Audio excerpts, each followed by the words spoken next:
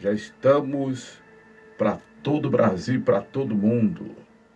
Glória a Deus. Estamos apresentando o programa Acorda Bênção, com o pastor Amaro Correia. Ouça agora a voz do divino. Louvado seja o nome de Jesus. Atos dos Apóstolos, capítulo de número 25. Atos dos Apóstolos, capítulo de número 25. E o capítulo de número 26. Nós vamos fazer, nesta oportunidade, as abordagens, ou a abordagem, né, desses dois capítulos, nesta oportunidade. Até porque no capítulo de número 25, o que nós temos é importante, claro, todo capítulo, todo momento bíblico, mas o que nós temos é exatamente um momento muito histórico, né, que tem uma relevância para a nossa fé, para a nossa prática, até porque a gente vê um processo do cumprimento daquilo que Jesus falou na vida do apóstolo Paulo. Louvado seja Deus, que convinha que ele testemunhasse, testificasse de Jesus Cristo em Roma também, como ele testificou de Jesus em Jerusalém. E foi para isso que o Senhor lhe apareceu à noite, quando ele estava preso, né? Para ser ainda julgado mediante as acusações indevidas dos judeus que queriam a todo custo matá-lo. Inclusive, tinham feito até voto de não comerem nem beberem enquanto não matasse Paulo. A gente viu isso no capítulo de número 23. E no capítulo 25, nós temos uma sequência exatamente desse processo de julgamento do apóstolo Paulo, depois que, inclusive, Félix foi sucedido por Festo, Pórcio Festo. Félix é chamado a Roma para prestar conta de sua administração, dos conflitos que estava havendo em seu governo. Festo assume o governo no momento dessa província, que é Roma, na Palestina, né? E quando ele assume, ele 3 dias de Cesareia vai para Jerusalém. E quando é sabido que Festo está em Jerusalém, os principais dos judeus, o sumo sacerdote e os principais dos judeus, chegam para ele contra Paulo, rogando-lhe que trouxesse Paulo para Jerusalém, com o intuito de matar Paulo. Era a ideia dos judeus. Só que aí Festo responde que ele estava guardado em Cesareia, Paulo, e que ele brevemente partiria para lá, e quem quisesse ir com ele, que fosse, né? Para, inclusive, fazer o julgamento de Paulo, e o que tivessem de acusar Paulo, o acusassem. E aí, não demorando muito ali, uns 10 dias em Cesareia, ele vai para em Jerusalém, aliás, ele desce para Cesareia. E chega o momento agora, né, dias depois, de julgar Paulo. E aí traz Paulo, né? quando Paulo é trazido ao tribunal, os judeus que vieram de Jerusalém com Festo,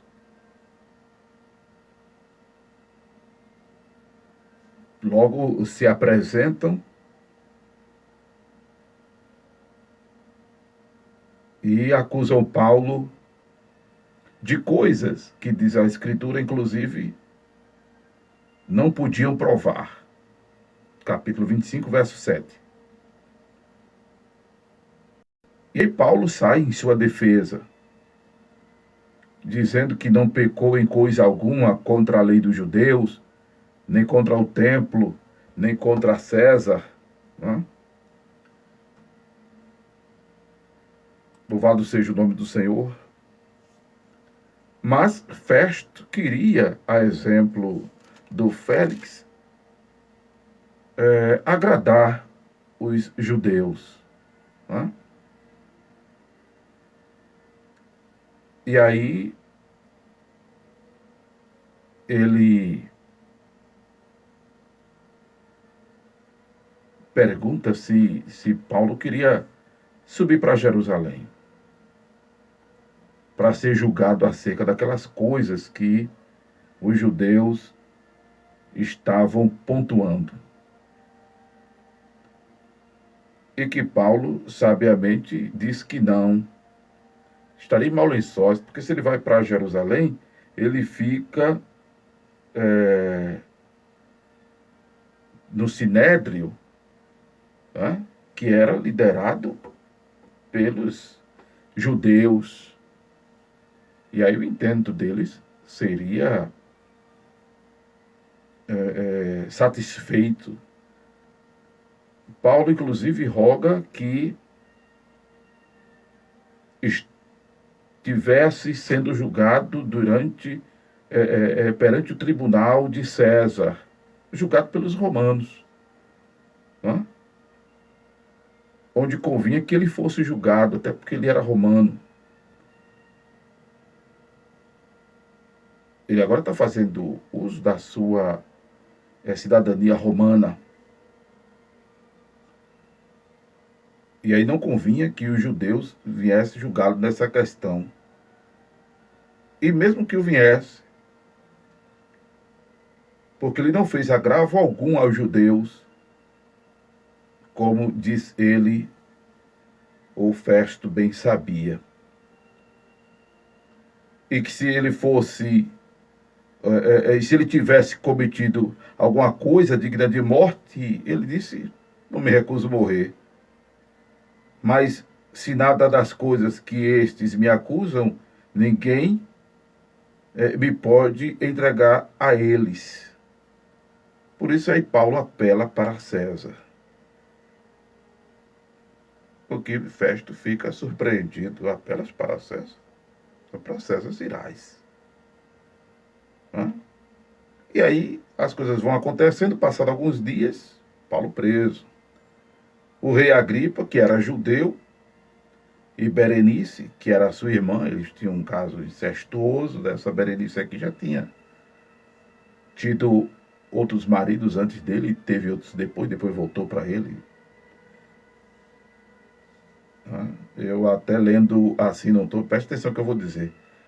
Eu me lembrei da mulher samaritana, né? Se tiver 5 maridos que tem, não é teu. Essa Berenice, ela gostava de ter muitos maridos. Acabou ficando com o irmão, no momento. Depois se separa dele, tá? Os historiadores dizem, né, que o relacionamento depois não continuou muito não. Mas no momento, ela estava tendo um relacionamento aqui incestuoso com o seu irmão. E eles são judeus. E aí o rei Agripa vai para Cesareia, que era costume um rei judeu visitar um romano na sua posse, que tivesse agora governando ali nas províncias, né? E acontece que quando o rei Agripa chega para Festo,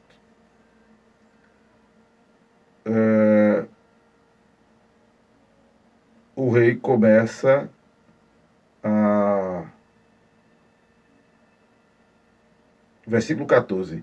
E como ali ficasse muitos dias, Festos contou ao rei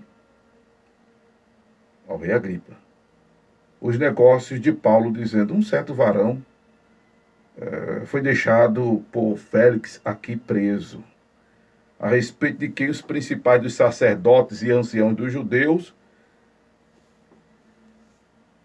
estando eu em Jerusalém, compareceram perante mim, pedindo sentença contra ele. Aí eles respondi que não é costume dos romanos entregar algum homem à morte, sem que o acusado tenha presentes os seus acusadores e possa defender-se da acusação. De sorte que, chegando eles aqui, juntos, no dia seguinte, sem fazer dilação alguma, assentado no tribunal, mandei que trouxessem o homem. Preste atenção a isso aqui. Acerca dele, estando presentes os acusadores, nenhuma coisa apontaram daquelas que eu suspeitava. Tinham contra ele algumas questões acerca da sua superstição. Olha a fala do Félix. Eu vou explicar isso aqui por quê. Acerca de sua superstição, de um tal Jesus defunto que Paulo afirmava viver. E estando eu perplexo acerca da inquirição dessas causas, perguntei se queria ir a Jerusalém e lá ser julgado acerca dessas coisas. Mas, apelando Paulo para que fosse reservado ao conhecimento de Augusto, mandei que o guardasse até que o enviei a César. Até que o envie a César. Aí Agripa disse a Festo: bem quisera eu ouvir também esse homem. Aí o Festo disse: amanhã tu ouvirás. Aí no dia seguinte, Agripa e Berenice, com muitos aparatos, entraram no auditório com os tribunos e os varões principais da cidade, sendo trazido Paulo por mandado de Festo. Se reuniu a nata de Roma, a nata de Cesareia, não é? Se reuniram ali, para ouvir quem? Paulo. Aí eu me lembro agora de Sansão, não é? Que os filisteus todos se juntam, né, para tirar onda com ele dentro do templo. Quando Sansão ora a Deus, se arrepende e tal, e aí o Espírito Santo enche ele, e aí ele empurra as colunas que sustentavam o templo e mata todos os filisteus, e a Bíblia diz que Sansão matou mais filisteus na sua morte do que em vida. Cumpriu-se o propósito de Deus, né? Para o qual Sansão nasceu, porque a mãe de Sansão era estéril, os irmãos lembram disso, e Deus fez a promessa de abrir a madre dela, e Sansão nasce para aquele fim, para acabar com os filisteus. Não era para ele ter morrido junto com eles, mas ele se desvia do propósito de Deus, né? Até que Deus faz a coisa contornar para que o propósito de Deus se cumpra. Como disse Jó: bem sei que tudo podes, e nenhum dos teus planos podem ser frustrados. E agora, Paulo, né, preso em território, considere que é território romano, porque quem está dominando ali são as autoridades romanas, se juntam para ouvir Paulo, cumprindo-se o propósito de Jesus, que Paulo testificasse também dele em Roma, para os romanos. Louvado seja Deus. E aí, louvado seja o nome de Jesus. Está todo mundo reunido ali. Né? Glória a Deus.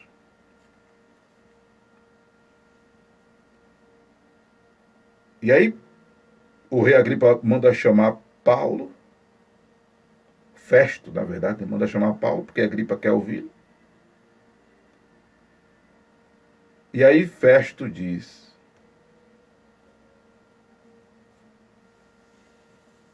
Rei Agripa e todos os varões que estás presente conosco, aqui vedes um homem de quem toda a multidão dos judeus me tem falado, tanto em Jerusalém como aqui, clamando que não convém que viva mais.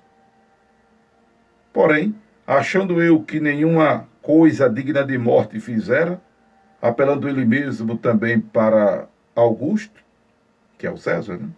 Augusto César, que não é o cantor pernambucano, é o imperador romano, tenho determinado enviá-lo. Dele, porém, não tenho coisa alguma certa que escreva ao meu Senhor, e por isso, perante vós, o trouxe, principalmente perante ti, ó rei Agripa, para que depois de interrogado tenha alguma coisa que escrever, porque me parece contra a razão enviar um preso e não notificar contra ele as acusações. O Festo percebe que não tinha nada em Paulo que o incriminasse.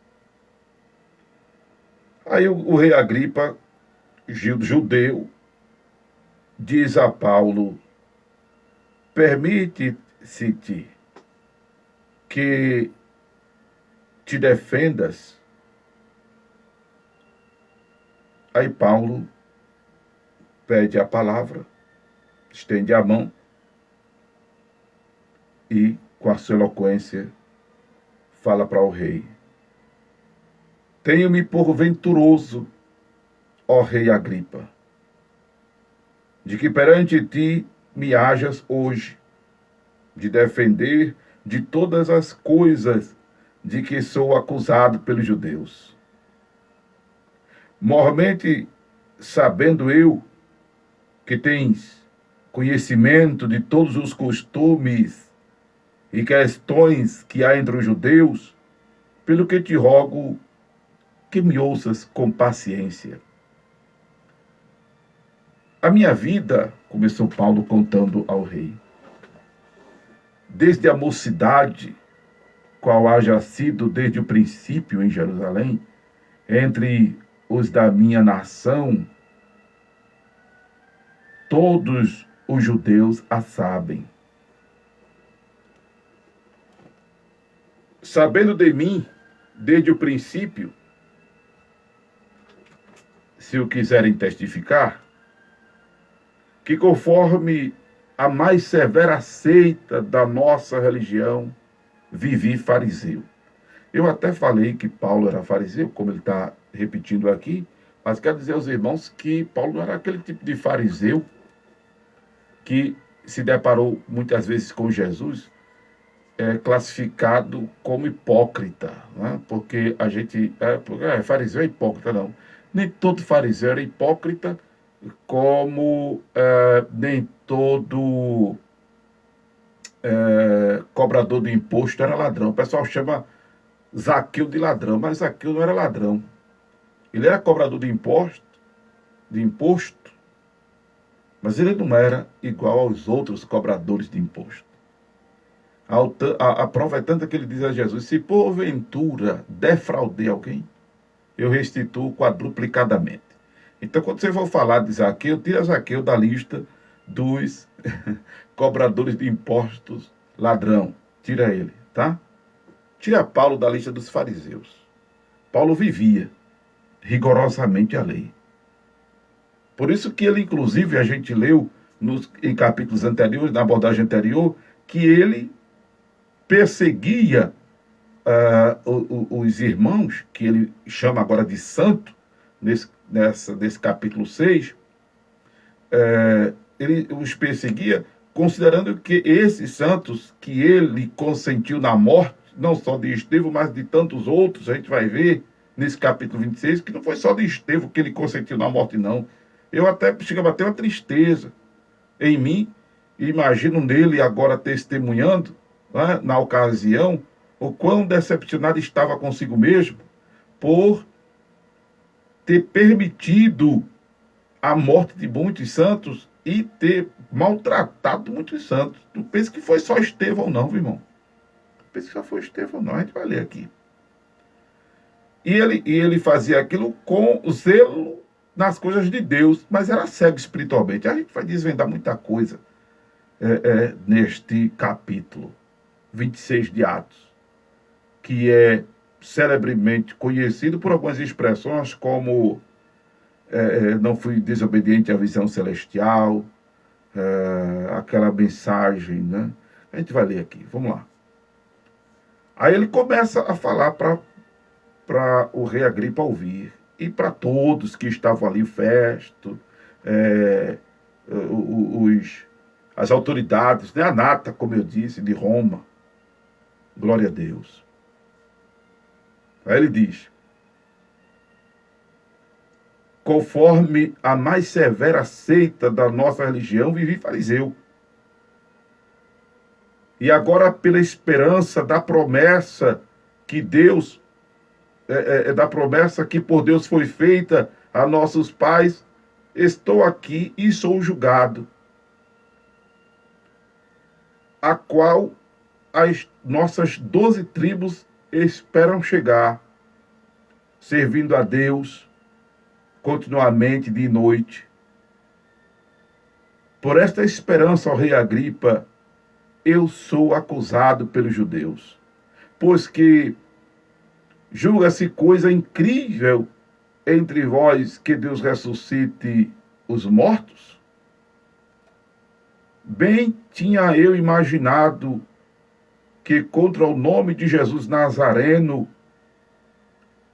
devia eu praticar muitos atos, o que também fiz em Jerusalém. E havendo recebido poder dos principais dos sacerdotes, encerrei muitos dos santos nas prisões. E quando os matavam, eu dava meu voto contra eles. Olha para ele, consentiu, não foi só na morte de Estevão, foi de muitos irmãos. E castigando-os muitas vezes por todas as sinagogas, os obriguei a blasfemar. E enfurecido demasiadamente contra eles, até nas cidades estranhas os persegui. Sobre o que, indo então a Damasco com o poder e comissão dos principais dos sacerdotes, para que, imagine Paulo dizendo isso, a tristeza que bateu em Paulo. Eu estava lendo isso aqui, chega, do jeito que eu me alegrei quando li o capítulo 23 e 24, bateu uma tristeza quando eu li isso aqui. Eu digo, meu Deus, Paulo falando disso, quantas pessoas ele não matou, maltratou. Que tristeza ele está falando isso aqui, né? Tudo em nome de Deus.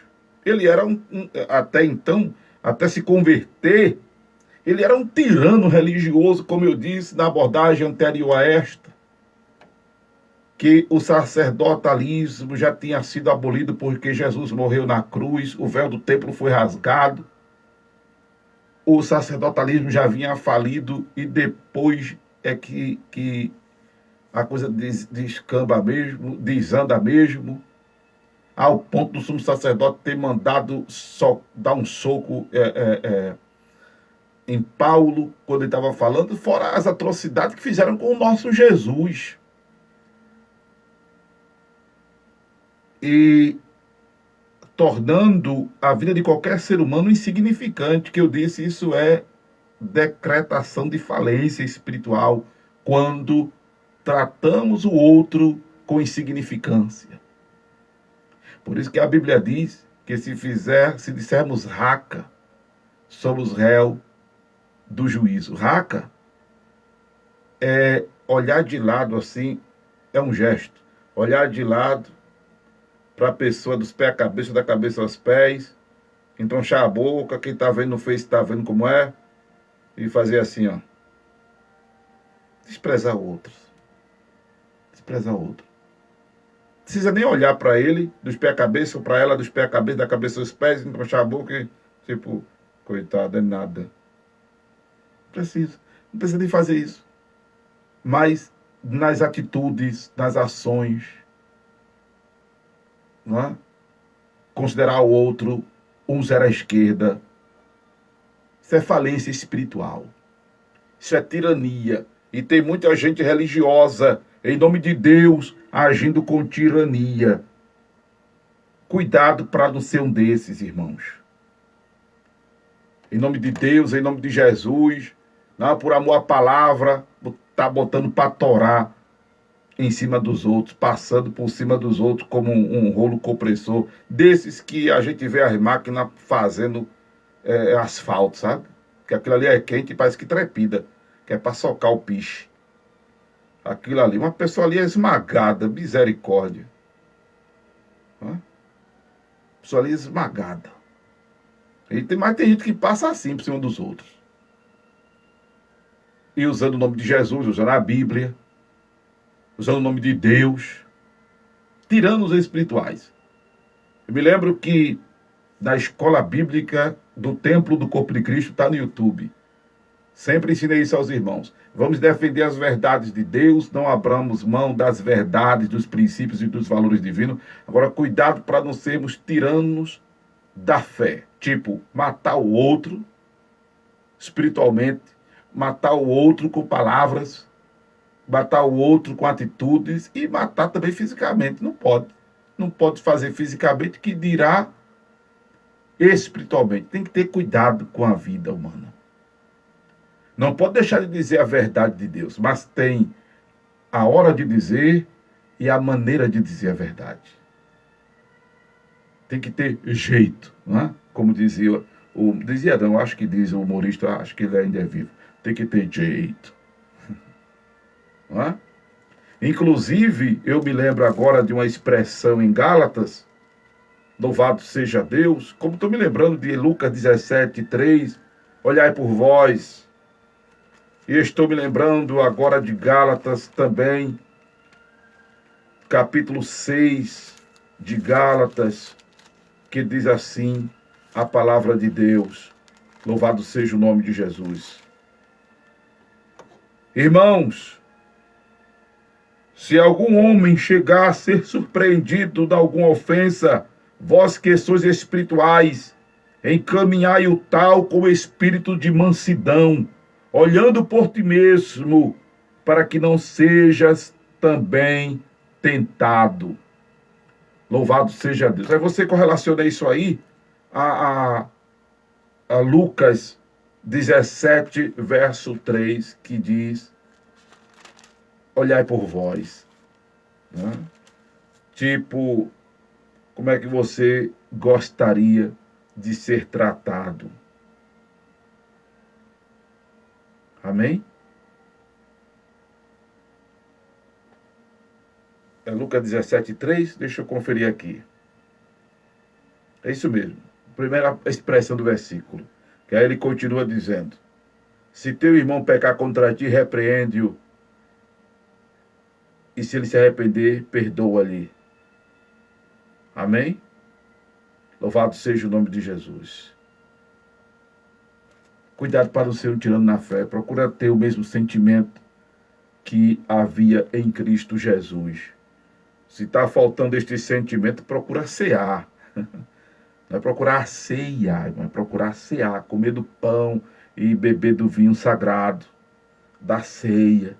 Isso é botar Jesus para dentro. Procura estar lendo a Bíblia, procura estar orando. Tenta fazer as duas coisas juntos, orar e ler a Bíblia. Como é que eu leio a Bíblia e oro, pastor? Eu leio a Bíblia e oro. Não, leia a Bíblia e tem uma vida de oração. Tem uma vida de oração e lê a Bíblia. para não ficar tão crítico, para não ficar tão intelectualizado teologicamente e acabar se tornando um tirano na fé, insensível por não orar.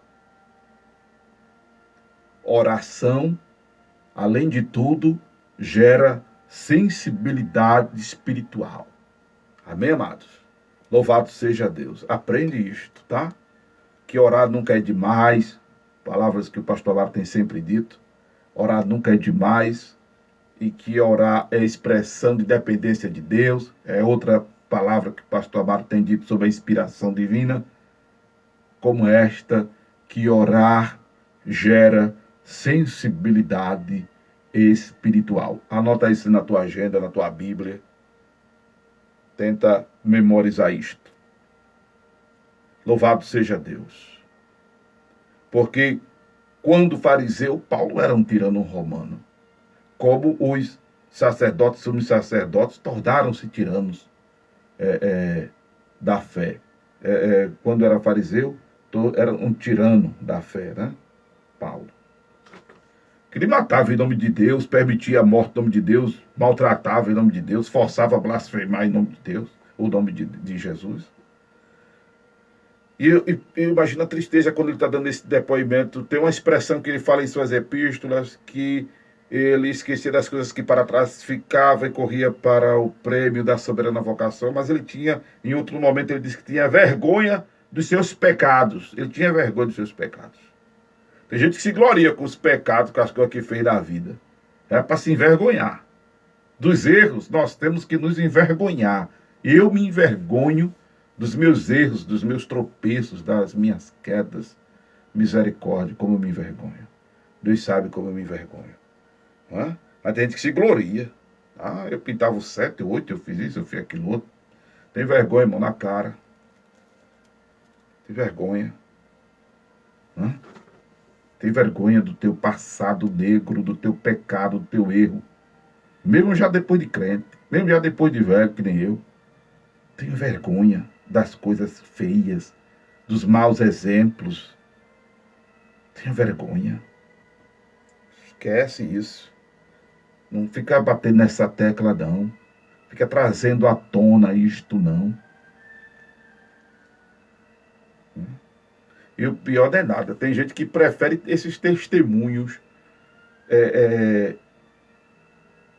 terríveis, né? De que está ouvindo a pregação da palavra de Deus. Eu me lembro de uma época que, ainda hoje eu acho que há muitos fascínios, né, por ouvir testemunho das pessoas. Ah, fulano, que era macumbeiro, que arrancava corpos da terra, pedaços de cadáver e fazia aquilo outro que matava, esfolava. Tinha um irmão que ele dava testemunho, parece que até mataram ele. Ele era o terror. Ele foi um sobrevivente do massacre lá de Carandiru. O cara dizia que fazia da cabeça dos seus inimigos bola de futebol. Aí o pessoal gostava de estar ouvindo esses testemunhos assim. É muito sensacionalismo, né? Que o povo gosta. E quanto mais cruel a vida da pessoa, as práticas, o comportamento dela, que o povo gosta de ouvir. Misericórdia. Misericórdia. Né? É para ter vergonha. Pastor, mas como é que vai saber que fulano foi transformado? Tem que contar. Não precisa, né? Falar dos detalhes. Né, irmão? Não precisa. Misericórdia. Vamos lá. Já pensou se Paulo fosse descrever aqui os detalhes de como ele fazia os irmãos blasfemarem? Os obriguei a blasfemar, diz Paulo. Imagine a tortura, né, que era impetrada. Né?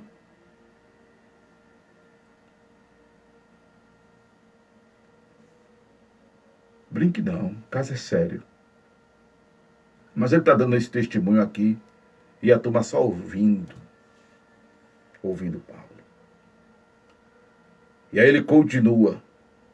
Mas, indo a Damasco, com poder e comissão dos principais, dos sacerdotes, Ao meio-dia, ó rei, vi no caminho uma luz do céu que excedia o resplendor do sol, cuja claridade me envolveu a mim e aos que iam comigo. E caindo nós, todos por terra, ouvi uma voz que me falava, e em língua hebraica dizia: Saulo, Saulo, por que me persegues? Dura coisa te é recalcitrar contra os aguilhões. E disse eu: Quem és, Senhor? E ele respondeu: Eu sou Jesus, a quem tu persegues. Aleluia. Mas levanta-te e põe-te sobre os teus pés, porque te apareci por isto, para te pôr por ministro e testemunha, tanto das coisas que tens visto, como daquelas pelas quais te aparecerei ainda, livrando-te deste povo e dos gentios a quem agora te envio. Veja a missão: para lhes abrir os olhos e das trevas os converteres à luz, e do poder de Deus e do poder de Satanás a Deus, a fim de que recebam a remissão dos pecados e sorte entre os santificados pela fé em mim. Aí o rei Agripa, pelo que, ó rei Agripa, dizendo Paulo, não fui desobediente à visão celestial. Estava cumprindo o ministério dele. Estava cumprindo o ministério dele. Eu acho muito linda essa expressão. Não fui desobediente à visão celestial. Inclusive, isso é lema lá da igreja que a gente responde juridicamente, né? A denominação, Templo do Corpo de Cristo. Vivendo o ideal de Deus, sendo obediente à visão celestial. Entra no canal, lá no YouTube, Igreja Templo do Corpo de Cristo. Se inscreve lá no canal. Deixa eu ver aqui. No canal tem tão poucas pessoas inscritas, no canal da igreja. A Igreja Templo do Corpo de Cristo. Eu tenho 1.021 pessoas inscritas no canal Acorda a Bênção. Poucas pessoas ainda, né? Mas Igreja Templo do Corpo de Cristo tem menos ainda. Menos pessoas inscritas ainda. Né? Só tenho aqui... deixa eu conferir. Nós só temos 606 pessoas inscritas. Se inscreve lá no canal, irmão. É fácil saber que você está inscrito. Você entra no canal agora, Igreja Templo do Corpo de Cristo. Você vai ver que você não está inscrito, porque tem lá aquela tajazinha preta dizendo assim: inscreva-se. Se inscreve lá. Tem escola bíblica, tem pregação, tem um bocado de coisa bacana. Eu até mandei o link aí para vocês. Se inscreve aí.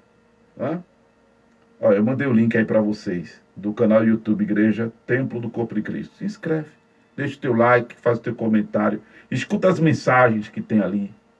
Escuta as pregações que tem ali, as escolas bíblicas, enfim, tu vai ser edificado, igual tu és edificado aqui no canal Acorda a Bênção, tá?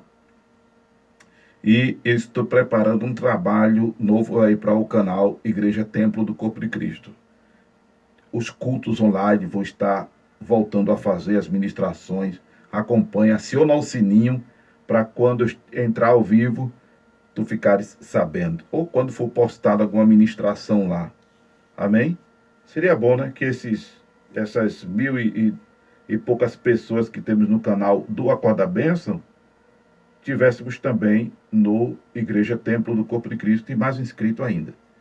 Eu não ganho dinheiro com isso, mas a gente está fazendo chegar a palavra de Deus a mais pessoas e essa plataforma alcança o mundo.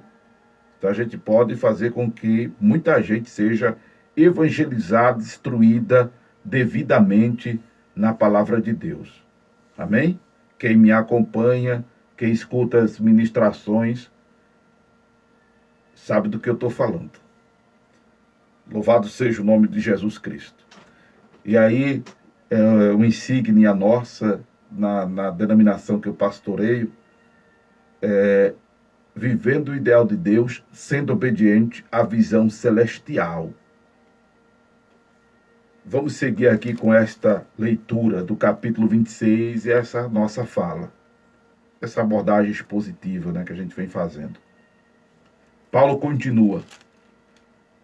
Depois de ter dito que não foi desobediente à visão celestial. Antes anunciei primeiramente aos que estão em Damasco e em Jerusalém e por toda a terra da Judéia e aos gentios, que se emendassem e se convertessem a Deus, fazendo obras dignas de arrependimento. Por causa disto, os judeus lançaram mão de mim no templo e procuram matar-me. Mas, alcançando o socorro de Deus, ainda até o dia de hoje permaneço, dando testemunho tanto a pequenos como a grandes, não dizendo nada mais do que os profetas e Moisés disseram que devia acontecer. Isto é, que Cristo devia padecer e, sendo o primeiro da ressurreição dos mortos, devia anunciar a luz a este povo e aos gentios. E aí, dizendo Paulo isso em sua defesa, Festo, que era governador romano, disse: estás louco, Paulo? As muitas letras te fazem delirar. Festo não entendia nada, irmão, do que Paulo estava falando, porque Festo era gentil. Gentil com O. Né? Gentil com O. Se bem que ele é tido como uma pessoa honesta, romano ali, né, governando, de maneiras que não tinha ninguém igual a ele nem depois. Né? Ele é considerado uma pessoa honesta. Mas ele não entendia nada do que Paulo estava falando, até porque Paulo está falando especificamente também para Agripa, que era o rei judeu que estava ali. Né? Louvado seja Deus. E aí ele disse, Paulo ainda: não deliro, ó potentíssimo Festo, antes digo palavras de verdade e de um são juízo. Porque o rei, diante de quem falo com ousadia, sabe estas coisas. Pois não creio que nada disto lhe é oculto. Porque isto não se faz sem qualquer... Isso não se faz em qualquer canto. Crês tu nos profetas, ó rei Agripa? Bem sei que crês. E disse Agripa a Paulo: por pouco me queres persuadir a que me faça cristão. E aí disse Paulo: prover a Deus que por pouco ou muito, não somente tu, mas também todos quanto hoje estão ouvindo, se tornem tais qual eu sou, exceto essas cadeias. Dizendo ele isto, se levantou o rei e o governador e Berenice, e os que com ele estavam assentados, e apartando-se dali, falavam uns com os outros, dizendo: este homem nada fez digno de morte ou de prisão. Aí Agripa disse a Festo: bem podia soltar este homem, né, se não tivesse apelado para César. A gente segue depois com o capítulo 27, amém, amados? E o capítulo 28 de Atos a gente encerra, acho que na próxima abordagem, né? Glória a Deus. Mas vê que coisa linda de Deus acontecendo aqui. Amém? Que coisa linda, né? Acontecendo. Deus no controle da situação. E tudo se cumprindo na vida do apóstolo, segundo a trajetória do Senhor para a vida dele, conforme o Senhor mesmo disse a ele que importava padecer pelo nome de Jesus.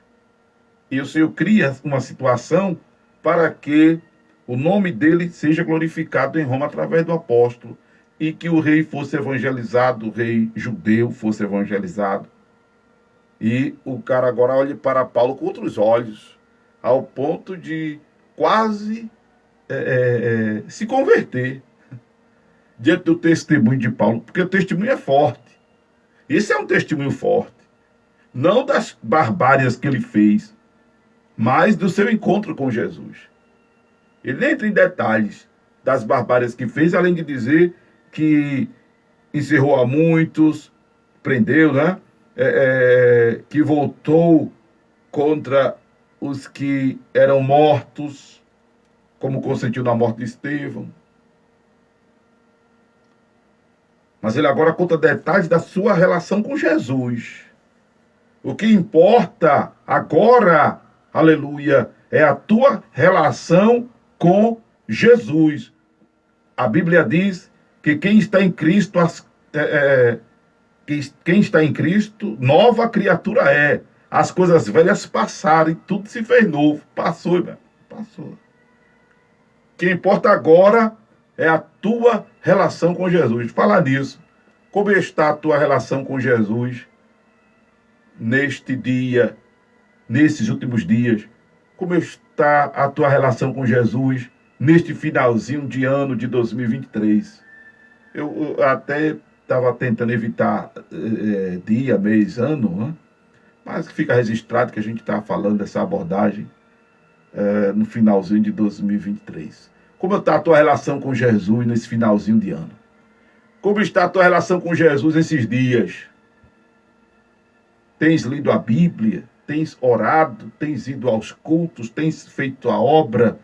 Tens buscado fazer a vontade de Deus? Tens procurado ser obediente à visão celestial? Já te converteste da luz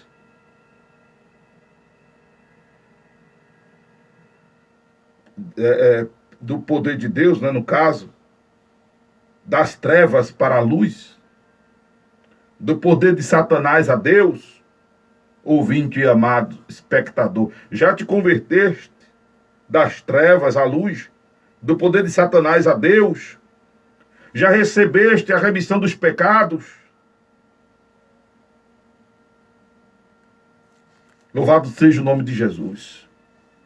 Veja que a chamada do apóstolo era ao arrependimento, como ele pregou em Damasco, em Jerusalém, em Judeia, aos judeus, aos gentios, que se convertessem a Deus, fazendo obras dignas de arrependimento. Foi por essas causas que os judeus estavam querendo matar Paulo, por causa dessas pregações,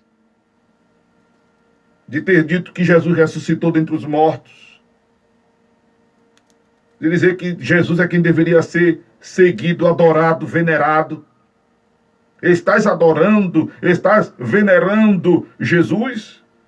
Como é que está a tua relação com Jesus esses dias? Independente das circunstâncias que estiveres vivendo. Como está a tua relação com Jesus, meu irmão, minha irmã? Pensa nisso. Procure viver Jesus com intensidade. Procure viver Jesus com intensidade. Amém? Louvado seja o nome do Senhor. É a palavra que eu recebi de Deus para vos entregar nesta oportunidade, em nome de Jesus Cristo. Amém? Que Deus os abençoe, em nome de Jesus. Agora, irmão, fica a palavra para mim, para você. Vamos viver Jesus com intensidade. Amém? Glória a Deus, glória a Deus.